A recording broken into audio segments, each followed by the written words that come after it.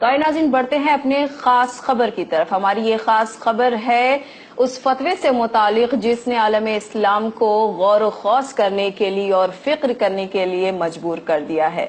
जी हाँ नाज़रीन, हम बात कर रहे हैं मिस्र के अल अज़हर के मुफ्ती और आलिम डॉक्टर अल तैयब के दिए गए फतवे के मुतालिक, जिन्होंने इस फतवे में शिया और सुन्नी हज़रात के दरमियान पैदा होने वाली गलत फहमियों के निहायत ही अमन और सब्र के साथ तमाम जवाबात दिए हैं।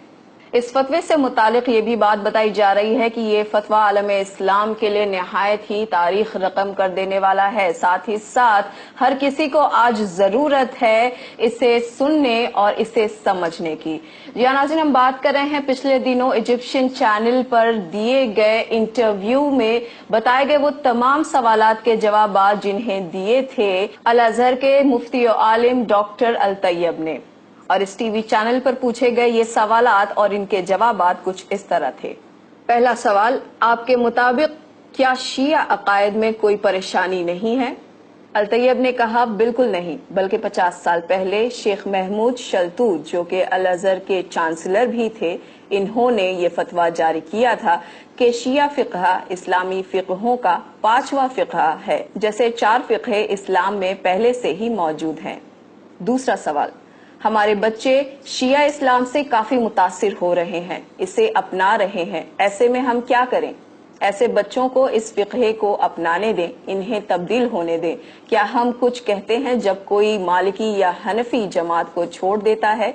ये बच्चे बस चौथे फिक़्ह को छोड़कर 5वें फिक़्ह को अपना रहे हैं, जो कि लायक़े तनकीद नहीं है। शिया अब हमारे रिश्तेदारों में से होते जा रहे हैं, इनके बच्चे हमारे बच्चों से निकाह कर रहे हैं, इस पर आप क्या कहेंगे? इन्होंने जवाब दिया, इसमें गलत क्या है, निकाह हम मजहब से जायज है। फिर सवाल किया गया, ऐसा कहा जाता है कि शिया हजरात के पास अलग कुरान मजीद है। इस पर इन्होंने जवाब दिया, ये तमाम दकियानूसी बातें हैं और गलत फहमियां हैं, और ना ही इनका कुरान हमसे अलग है और ना ही इन कुरान की सूरह अलग हैं हमारी कुरानी सूरों से। 23 सऊदी अरब के उलमा ने फतवा जारी किया है कि शिया काफिर हैं। अल तैयब ने जवाब दिया, मुसलमानों के लिए फतवे जारी करने की अल अज़हर के पास ही अथॉरिटी है, इसलिए इसके अलावा जारी होने वाले सारे फतवे बेमायनी और जाली हैं। तो फिर आखिर फर्क कहाँ बाकी रहा? शिया और सुन्नी में क्या फर्क है और इनके क्या मायने हैं? अल तैयब का जवाब था, ये तफर्रुकात बैरूनी साजिशों की पॉलिसीज हैं जो शिया और सुन्नी हजरात में फसाद फैलाना चाहती हैं। इनका अगला सवाल, मेरे पास निहायत संजीदा सवाल है और वो ये कि शिया हजरात अबू बकर और उमर को नहीं मानते, तो फिर आप कैसे कह सकते हैं कि ये मुसलमान हैं?